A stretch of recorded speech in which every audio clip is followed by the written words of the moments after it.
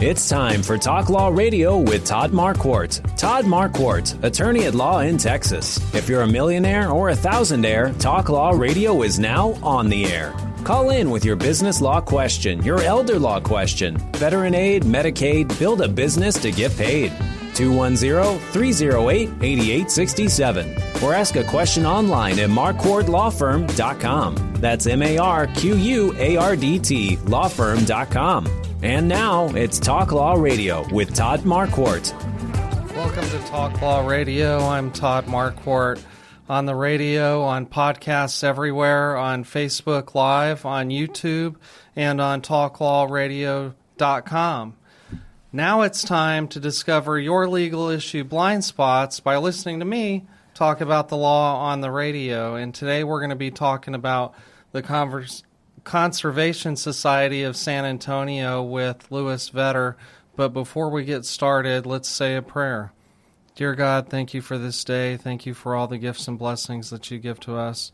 Please forgive us for our sins, for our mistakes, for doing the wrong thing or failing to follow your will. Please help Louis Vedder and me give good information to the listeners about conservation or development. Help us to do everything we do for the good of your people, for our own good, for your glory. In Jesus' name, amen. Amen. In the beginning, there was one law. Don't eat from the fruit of that tree. Then God gave Moses the 10 Commandments. And now we have municipal, state, and federal lawmakers that won't stop creating new laws, laws that impact you without you knowing it. So I'm here to talk about the hidden legal issue blind spots. But before we get to that, welcome to the show. Well, thank you very much, Mark. I appreciate you having me here. Tell us a little bit about yourself. Louis Vedder, president of the Conservation Society of San Antonio. Well, I'm a native Texan. I was born here in San Antonio, lived much of my life here. My father was in the Air Force, so I had wonderful places to tour, like Wisconsin and North Dakota. But most of my time has been here in San Antonio. I graduated from Trinity University with a computer science degree. I've got an MBA from UTSA. My family's been born here in San Antonio, and so it's a great place for me to continue to have my endeavors. You know, I've retired from USA, and I guess I'm entering my fourth career now, taking care of the Conservation Society and the missions that we have at hand. Yeah, that's a long history. How did you get interested in conservation? I guess it was 20 or 30 years ago. Some of my family's been involved in the Conservation Society in the past, and I thought I would look into it more and really understand what the charter is, what our purpose is, which is really to help preserve and protect all the things that are not just buildings, but culture, nature, and customs. And so it resonated with me. And so I've been a member of this organization. I participated in a lot of different committees, which is how we get our work done. As well, I've been on the board of directors several different times, and now, since this last year, July, I've been the president of the organization. So before you got involved full-time, is this your full-time job now? It is. I came out of retirement to do this. You know, I get paid, about as much as anybody else that never gets paid for a volunteer role. But that's what I'm doing every week. And so what experience do you bring? What did you do before this? The experience I bring to this is mostly from a business perspective. I've had multiple careers between software development, a lot of marketing and product marketing on business-to-business issues, as well as I'm a certified financial planner, or have been, certified wealth strategist. I've been a broker and a dealer, so a lot of the financial aspects of driving this, it's a multi-million-dollar business. And that's the strengths, and what really drove me to become the president this year is to help bolster what we're doing, because we need a solid basis for this, and we have such a noble purpose. That's why I'm gotten as engaged as I have. Is this a tax-exempt nonprofit, or is it funded by the government? Well, there's no government funding at all. We have a nonprofit, the Conservation Society of San Antonio, which is a 401c4. But we also have a foundation, which is a fully tax-deductible nonprofit organization, which undertakes a lot of what we do in terms of preserving buildings and other structures. Tell us the history of the Conservation Society. When did it start, and what has it done? Well, it started back in 1924. In fact, we've just completed our centennial year, 100 years old. And so that's a fundamental landmark. And it got started by several women who were concerned that there was a lot of widening of streets in downtown San Antonio, and the way they were solving the problem, they were just sawing off the faces of buildings, and moving the streets back. And so they tried to protect some of those properties, and sometimes they were successful or not, but one of the major things that helps really establish what we were doing is they restored the granary at San Jose Mission because it was in complete state of disrepair. And so then working with San Jose, it has become, we helped it become a national park, state park, then a national park, and now it's a UNESCO World Heritage Site. So that's how we really got started, and that's one example of the things we've gotten involved in. I want to ask you, the listeners and viewers today, to give us your opinion. Call the show at 210-308-8867, 210-308-8867, and tell us what you think about this lawsuit that was filed by the Conservation Society of San Antonio against UTSA and City of San Antonio to conserve the State of Texas Pavilion, the former home of Institute of Texan Cultures. Should that be preserved, or should the state allow that to be demolished? Call the show at 210-308-8867. Okay, let's talk more about the work that the Conservation Society has done. All right. Well, one of the things we have done, besides really looking out for a number of properties, pardon me, I did not take my Zyrtec this morning. Probably should have. But we've been engaged for decades now in different elements. One of the things we did, we helped preserve the Navarro home. Okay. And the reason why we thought it was really important is because that represented so much of the West Side culture, the Hispanic culture. Mm-hmm. And everything in that point in the Laredo area was being demolished as part of the 1950s and 60s urban renewal. So we stepped in and we purchased that property and protected it. I'm glad you brought that up. I want to hear your philosophy on conservation because you just mentioned the urban renewal. So what are the issues there? Why should we conserve anything?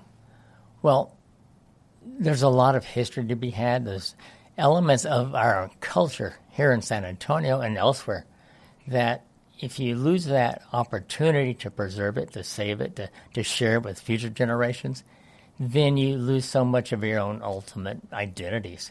And that's why we think what we do here in San Antonio is so critical. And it's not just San Antonio, it's Bexar County and the surrounding areas as well in terms of our focus. And as a result of that, we've been able to have an impact on a variety of elements. We talked about the San Jose Mission. It became that World Heritage Site. But if we had not gotten engaged, we wouldn't have it.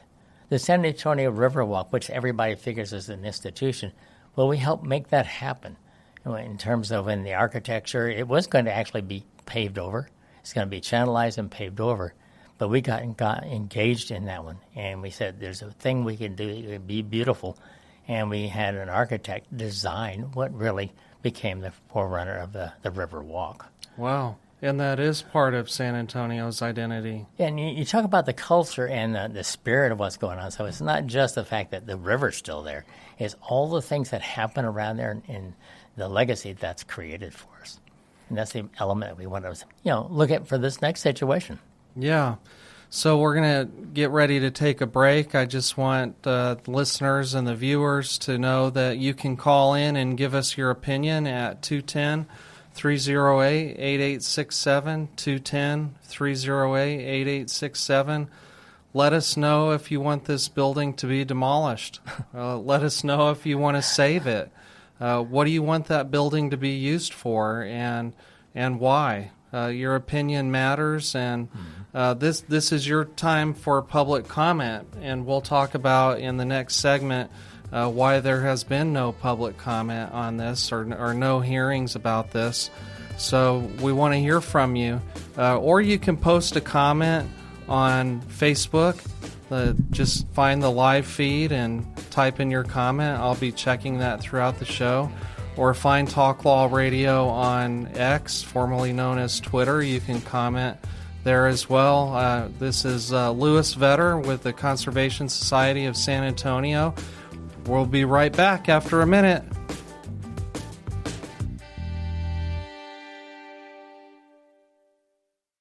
Don't wait until it's too late. Spring is here and it's the perfect time to review and update your last will or living trust. Have you recently moved, have changes in your health, or had a change in your family? If so, your current documents may be outdated and ineffective. Don't risk your wishes not being protected. At Marquardt Law Firm, our experienced attorneys can help you update your documents and ensure your future is secure. Call today at 210-530-4278. That's 210-530-4278 or visit marquardtlawfirm.com.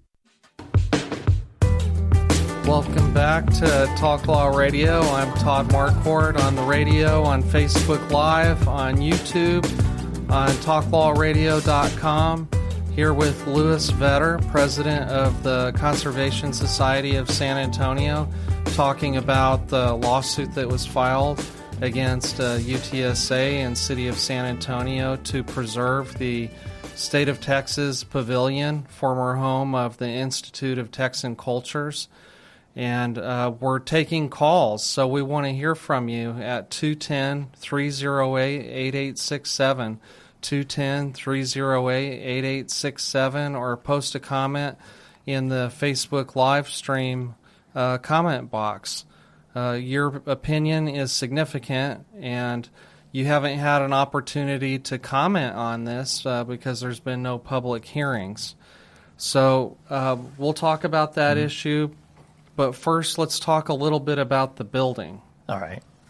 Well, this building was built in 1968 for part of the World's Fair, Hemisphere 68. And it was put in place by the state legislature as a permanent structure to be used to the benefit and enjoyment of Texans, not a temporary structure. So most of the state fairs, world fairs, they're not there. But that was the intent for the Institute. And so it started at that point. Over 50 years, it has been serving the Institute of Texan Cultures Museum, as well as the Folklife Festival. And that's been going on for 50 years. And it's only this last May that the University of Texas moved the museum out of that building into some temporary space that they hope to, again, at some point, put it back where it's available to the public. So who owns the building? UTSA, and as a result of that, the state of Texas owns the building. There was a 1967 deed where the city of San Antonio transferred the property to the state, and for its purposes to be used as a permanent building, and again, for the benefit of the Texans. Mm-hmm. Okay. And so what's the significance of the building? Why is it historical? Why is it something that should be conserved?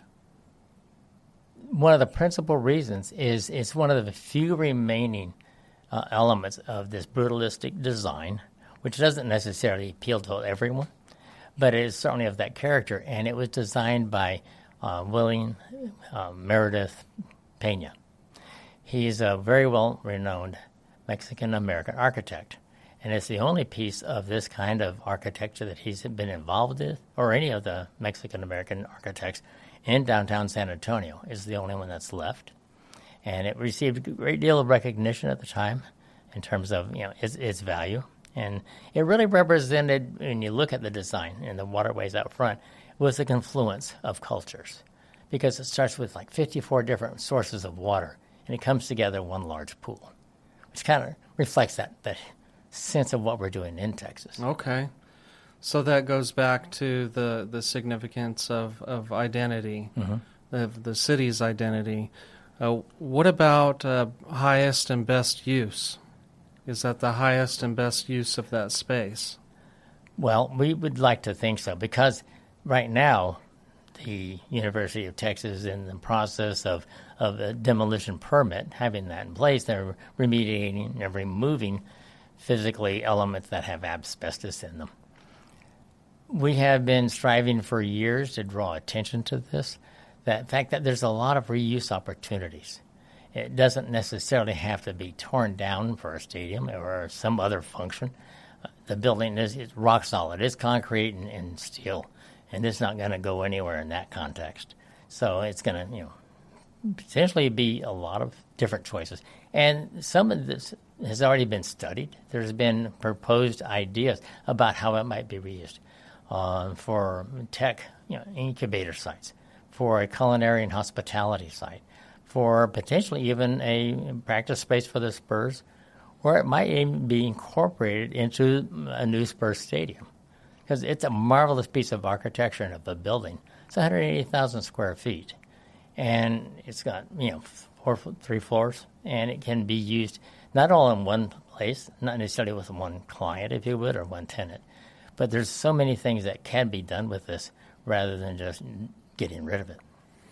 And so why does the Conservation Society of San Antonio file a lawsuit for something like this? Well, time of the essence is where we're at today.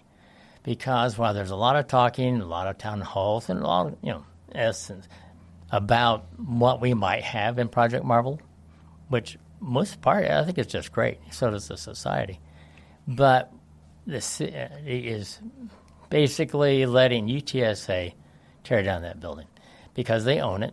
They have that permit through different means. But the thing is, the longer we talk, by the end of the summer, it will be no building. It could be a fait accompli where, we can keep talking about it, but it'll be gone. You can weigh in on this. Your opinion matters to us today. There's been no public hearings on this, no public time for comment. So call the show at 210-308-8867, 210-308-8867. Does it make you upset that the city wants to spend billions of dollars on new stadiums downtown? Does it make you upset that there's old buildings in town? We want to hear from you at 210-308-8867 or comment on the live stream on Facebook. Just search for Talk Law Radio. Tell us, what are the legal bases for the lawsuit? Well, the legal basis comes first from the premise that while UTSA does have permission from the Texas Historic Commission to demolish the building, we assert the fact that it's not in full sight of what the true regulations should be and how they have not been fully followed. And the reason why I say this, the state antiquities landmark designation that it's received and the laws associated with it require certain public hearings to be had to be able to embrace whether something gets demolished or significantly changed. Well, these hearings really have not been taking place. There is a loophole in that current legislation that says universities or higher education pretty much can do whatever they want. In other words, if they want to tear it down, they can. And the Texas Historic Commission, the commissioners never really got to conduct a public hearing, which is one of the normal process steps to do that. And so we have that situation. There was an administrative decision made to provide that demolition permit. And so we've not yet had what should be normally a situation. If the city of San Antonio had bought that property and then tried to get a demolition permit, it would not be near so simple. They wouldn't be tearing it down today because the public would have been involved to get their inputs to find out. There's no guarantee that it wouldn't be demolished, but at least people have had a chance to put their voice to it. And there's a lot of people that have, varying opinions about that particular property. But what makes the difference is the fact that the citizens have had something to do because it's their building. Right. This is public land with public money. We should have public input. I hear you. So the owner right now is UTSA. That's right. The plan is for them to tear it down and then to sell the land to the city of San Antonio. That's correct. So that the city can build a stadium or something on there. But if the city bought the building first and then asked for a permit to tear it down, there would be many more regulations to follow. You're absolutely correct. Okay. And so we've asserted, even in our filings, is the fact that the city is using UTSA as their proxy. Because UTSA was able to get the permission because of the loophole. And so then once that's accomplished, then they'll execute that right of first refusal to buy that property. Okay. You can call in at 210-308-8867, 210-308-8867. Oh, do we have somebody on the line? Kathy, you're live on the air. Welcome to the show. Hello. Yes, tell us how you feel about tearing down the Texas Pavilion. Well, I'm against it because I was born and raised here, and I used to work at the Texas Folklife Festival, and my whole family was involved for years. And ever since I was like 16, I'm retired. So it's just it was a hallmark of culture and education and fun for the whole family. And it's mostly education because also school buses used to go down there and learn about their heritages and different cultures and how everybody sits in together and works together as a team in San Antonio, how it evolved. There's so many good memories and so much good education behind it. Well, thank you so much for the call. Let me ask you a question. You had all those memories from going to the Institute of Texan Cultures. If that museum is housed in a different building, could you just continue to attend that new museum? It wouldn't be the same to me. Okay. Well, your opinion matters, and it's valuable, so thank you for the call. Appreciate it. I mean, it would be a good idea to have it someplace else, but I went to UTSA. I graduated from there, too, but I just don't agree with what they're doing because I think that building and the structure and the environment and the awe that you get when you go there is just totally different. It's just, that building is awesome.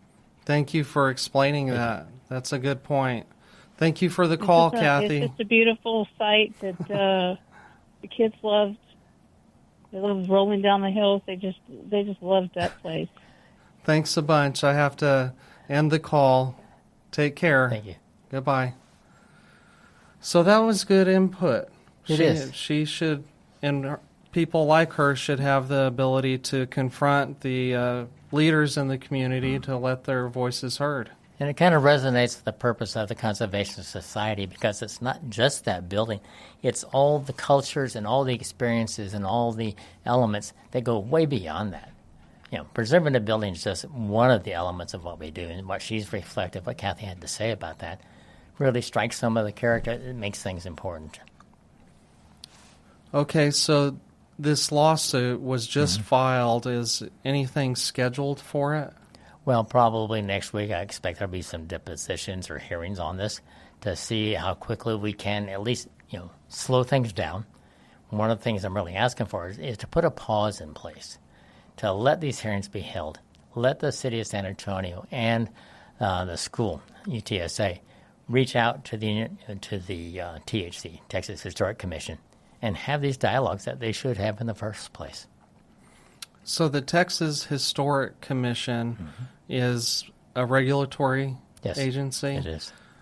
And remind me or help explain, why is it that UTSA wouldn't follow the same procedure to demolish a historic building as the city of San Antonio would have to follow?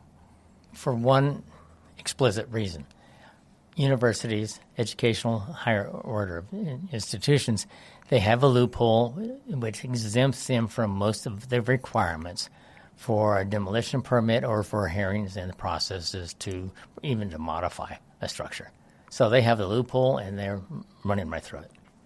That's interesting that the same philosophies that would conserve history don't apply to the institutions that teach history. And interestingly enough, they have a reuse and preservation program, and within their scholastic attributes. You'd think they would kind of like take a lead from that one. Yeah. Well, we have to take another break, but you can call the show. Let us know what you think. If you want that land to be developed, call us and tell us, and we'll have Louis Vetter explain why it shouldn't be demolished. Call 210-308-8867, 210-308-8867. We'll be right back after a short break. Stay tuned.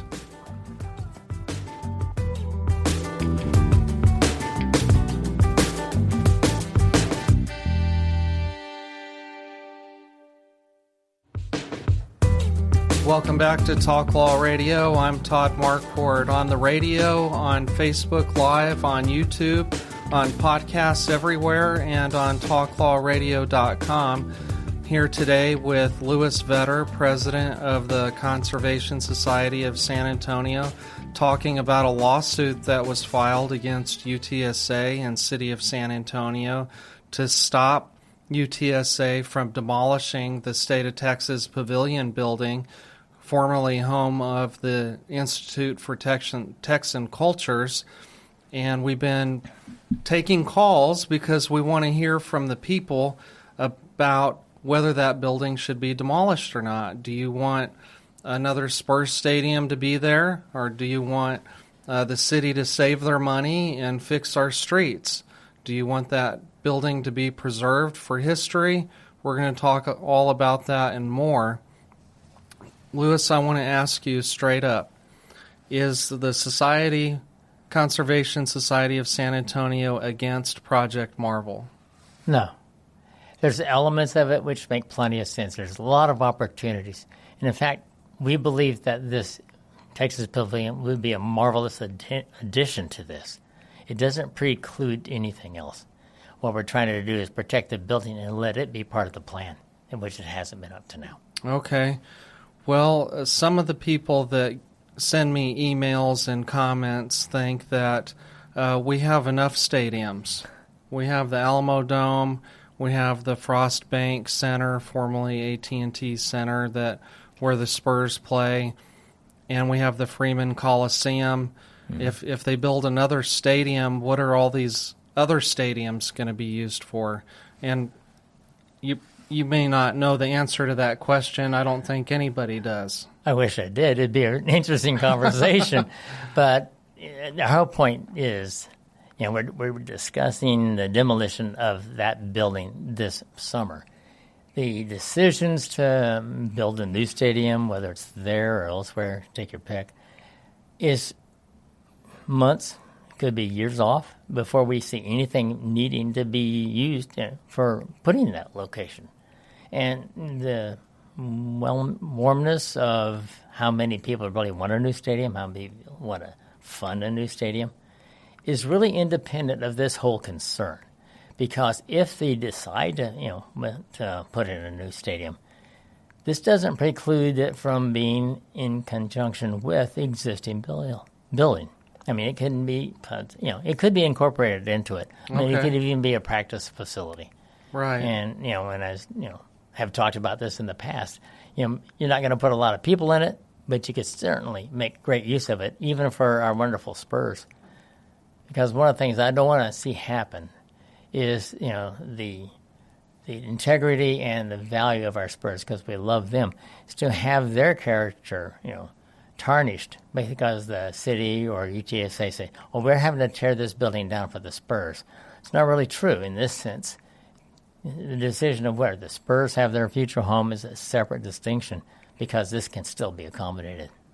It could go somewhere else. That's absolutely true. If they decide to build one more, it could be, I wouldn't even speculate as to where it might So go. I've been interviewing a lot of the candidates running for San Antonio mayor, and Project Marvel is something that each of them address in their own way. Tell us about how the current leadership, from your perspective, if you want to talk about this, city council, the mayor, how should they be approaching this type of project with the people in San Antonio? Well, for the people of San Antonio to have input to it is a critical element, because Right now, it's sort of a tepid response to whole aspects of Project Marvel and what might come of it and how it might be funded. And so getting more engagement with the public, having inputs. In fact, it was Wednesday that we filed the lawsuit around 9 o'clock in the morning.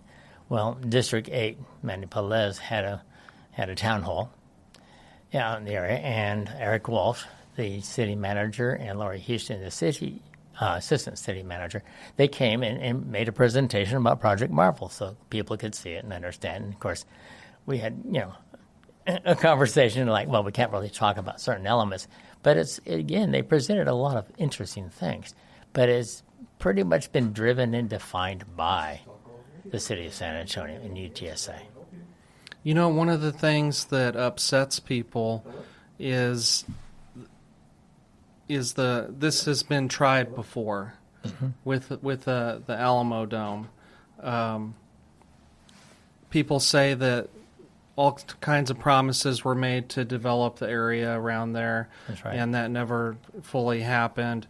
And so isn't that just going to happen again where taxpayers have to fund the building of another stadium with no benefit to the public? Potentially so. This is where both the county and the city of San Antonio get engaged because the county owns the Frost Bank Center, and they've made certain of those promises in the past. So they're having to come to terms with the expectations out of District 2 and how that comes to fulfill what was promised in the first place. And so the concern is, well, we start this one again. And I think that's why there's been some lukewarm reception to some of these elements. People that have lived here a long time, they remember things. Yes, they do. And there's some strong feelings about what was expected to happen on the east side as a result of the center going there. And they still certainly have the rodeo and the Coliseum for a number of opportunities. But that's one of the things that the city and the county both will have to come to terms with. Right, and we have the Final Four college basketball tournament going on here today. I'm sure that there's lots of people downtown right now. This is true. Yes. So you can call in right now at 210-308-8867, 210-308-8867, Saturday, April 5th, 2025, talking with Louis Vetter, president of the Conservation Society of San Antonio, talking about the lawsuit that was filed against UTSA and City of San Antonio to stop the State of Texas Pavilion from being demolished this summer. We have a caller calling in, and so we're going to find out what his concerns are. Daniel is calling in. We just have to get him connected. Talking about the State of Texas Pavilion. Daniel, you're on the air live. Welcome to the show. Oh, thank you very much. I love the Spurs. I've always been a fan until they priced me out.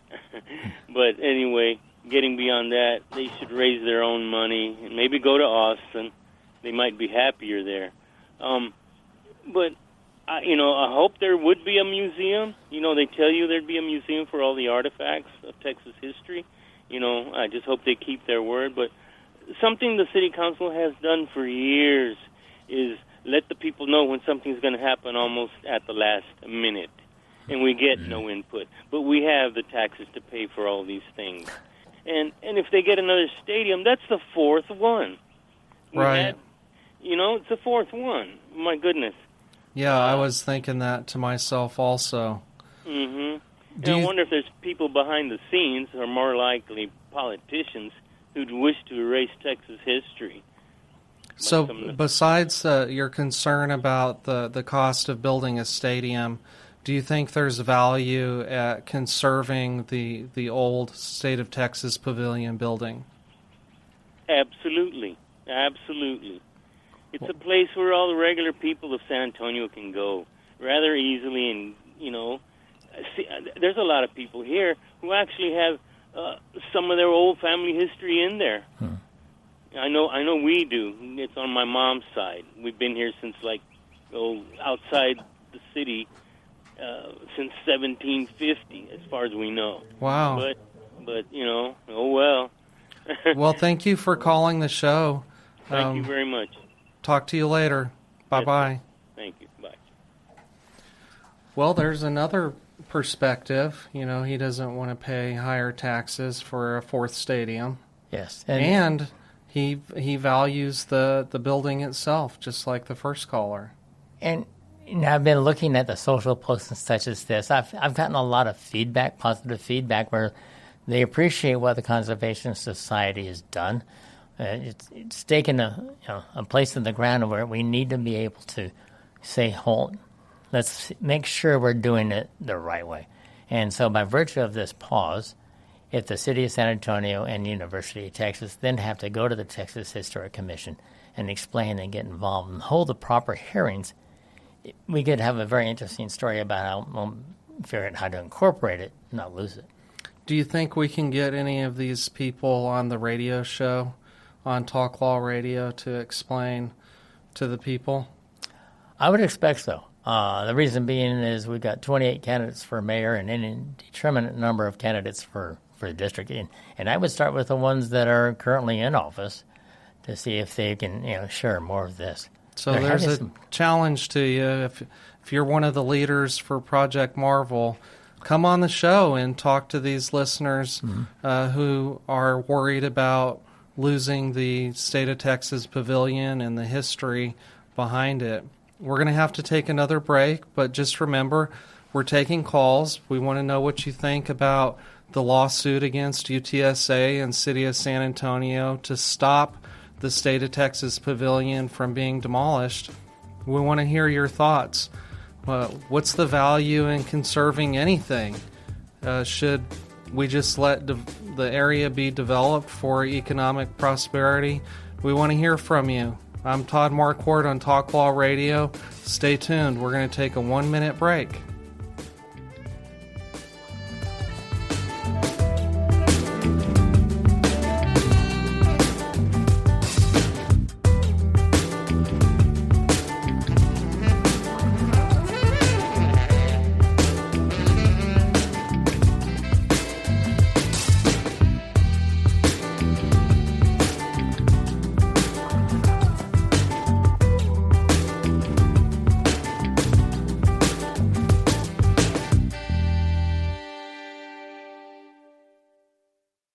Don't wait until it's too late. Spring is here and it's the perfect time to review and update your last will or living trust. Have you recently moved, have changes in your health, or had a change in your family? If so, your current documents may be outdated and ineffective. Don't risk your wishes not being protected. At Marquardt Law Firm, our experienced attorneys can help you update your documents and ensure your future is secure. Call today at 210-530-4278. That's 210-530-4278 or visit marquardtlawfirm.com.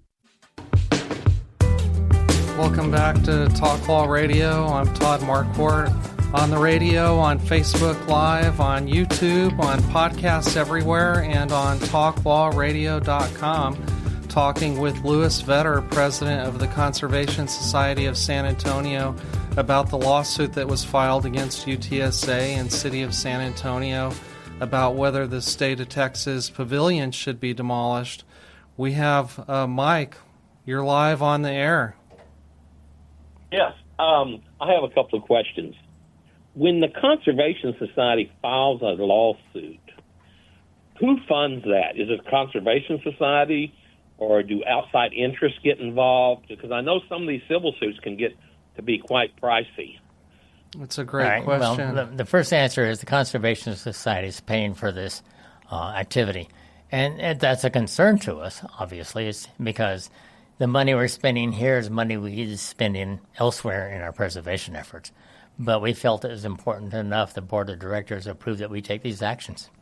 Now, is this lawsuit, do you think, is it intended to overturn everything, or with the way the regulations are set up, is it just a matter of stalling something that inevitably they will eventually be able to do? I think the best answer to that is it's not inevitable that they will be able to tear it down or get to do that. What we're really asking is that the city of San Antonio and the university have conversations and to work with the Texas Historical Commission, because there's a series of reviews and responses that are necessary. And what we want to do is require them that they comply with the Texas National Resource Code and the National Historic Preservation Act, that these are all under. And it doesn't guarantee it won't get demolished, but it forces everyone to take a much more proactive view. And what we're really striving for is for its reuse, its incorporation to Project Marvel, and the elements that would go with it. So it's not necessarily hard-nosed in that sense. See, I don't think they ought to tear it down, but I think instead of let it sit there and deteriorate, I think they need to come up with something, and then they better figure out how they're going to pay for it. Because if they tear it down, it's just going to be a vacant lot, because the Spurs are not moving downtown. I don't think the city's going to go along with that, or the citizens aren't. I mean, it's they got too many stadiums now. I mean, it's just not going to happen. That's a great point, Mike. If they tear down the building and then there's no stadium put there, then what? We have a parking lot for 15 years.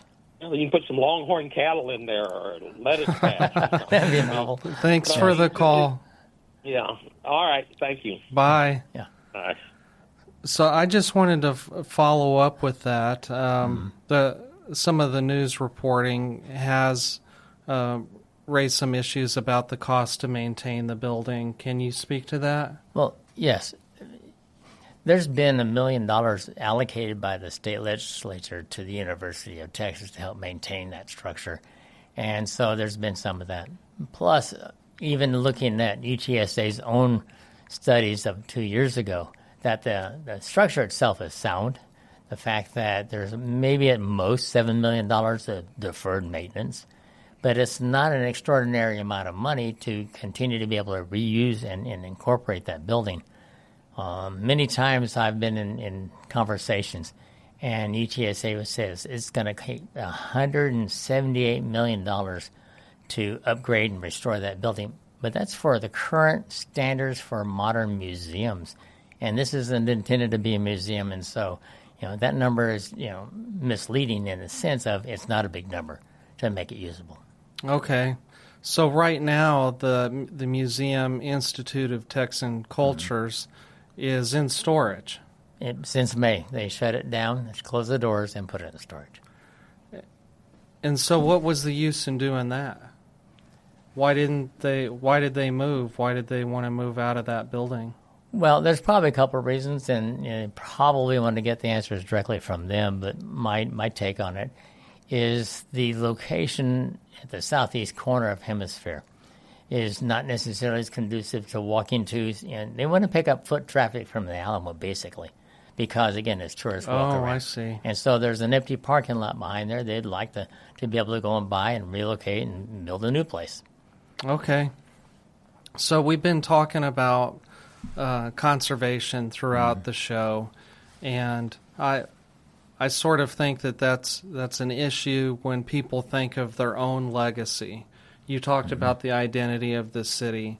As a estate planning attorney, I talk about legacy with people every day about what they're going to leave their family members, and if they're going to leave somebody an inheritance, what do you hope that your beneficiaries will achieve by receiving that? And so I think here, too, you brought up the conservation of that building is part of San Antonio's identity now. What do you think the legacy is going to be if we redevelop everything and all of these old buildings are just go by the wayside? We end up with a plaque somewhere. One of the things that we did as a conservation society when the move was to tear down the Woolworth buildings, a lot of the culture and heritage and the history of what went on in terms of desegregation movements and such. So when they wanted to reimagine or reposition what they're doing with the Alamo, we took a very strong stand. We had a very effective coalition. And as a result of that, the facades, those buildings have been preserved, and it's going to be utilized for a very modern and very effective museum.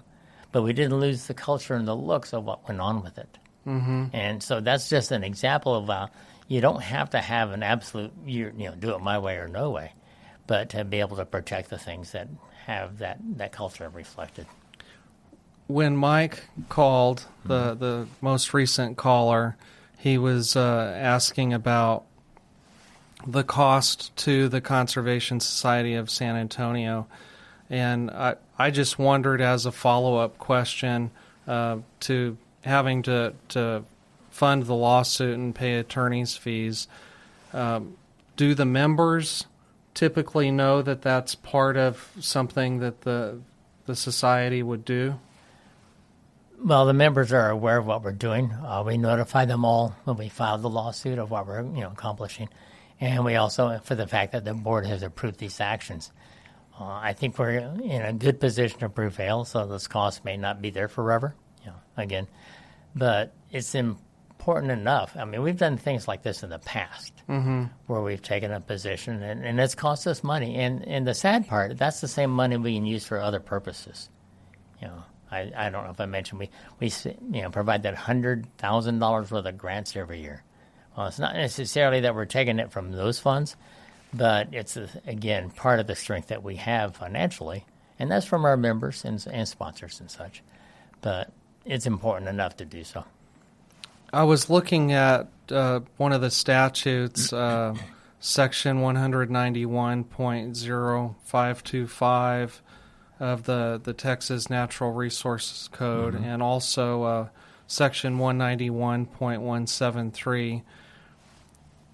1.173 is what gives you the right to file a lawsuit to have the courts weigh in on this, right?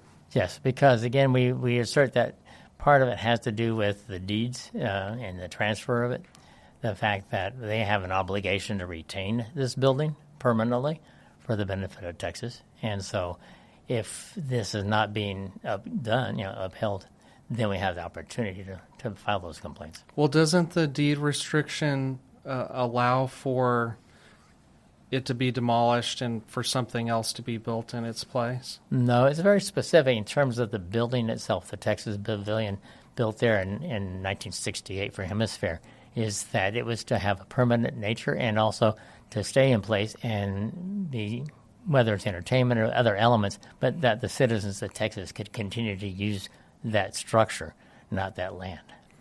Okay, so we've been talking about the State of Texas Pavilion, formerly home to the Institute of Texan Cultures, which has moved out because the UTSA wants them to have a different space, and so now it's empty. That's right. And it's scheduled to be demolished when? Well, their goal is to have it done by the end of the summer. They're already actively taking work on that structure. You drive past there, and all you see is construction fencing around it. They've already removed the flagpoles and the entrance, the tiles for that. They've been required to preserve those, but hopefully that will have more of that than just flags and flagpoles. Okay. Tell us also about the sign. Oh, yes. Inside, anybody that's ever been to the Institute of Texan Cultures inside that building, the first thing you do, you'll see this very large, beautiful neon sign of the state flag. And, you just are overwhelmed by it. Well, surprisingly, University of Texas is asking the general public to make donations to help relocate that sign to their new location once they have that up and running, which kind of struck me as ironic because, with the combination of the UTSA as well as the medical school budgets, they have a $2.2 billion budget. And so I think they'd probably be able to find some money within that without having to ask the citizens to pony up another $10 apiece to move the sign. So the issues that I keep hearing over and over again from the callers and people that comment on social media is some people really enjoyed their experience going to the museum, Institute of Texan Cultures. Some people really enjoy the building itself, the State of Texas Pavilion. some people value development and economic development of the city above of the history of the city. And some people want to save the most money because they don't want the city spending money on preservation. They don't want the city spending money on building new stadiums. They want the city to spend money on roads and water. I want to give you the last word, Mr. Vetter. All right. Talk to the people. Well, the situation is this. I'm a citizen as well, so I want to make sure our money is well spent. But what we're trying to accomplish through this action is to make sure that we don't spend money twice, that we don't spend, probably $4 or $5 million to tear down a building that then to build something new on, particularly if it can be incorporated into future plans. And this is what it's all about. So we're looking out for the citizens of San Antonio. We want to help the city. We want to help UTSA to do these things right. Thank you for joining me. I really enjoyed having you as a guest. Thank you very much. I appreciate being here. We'll talk to you later.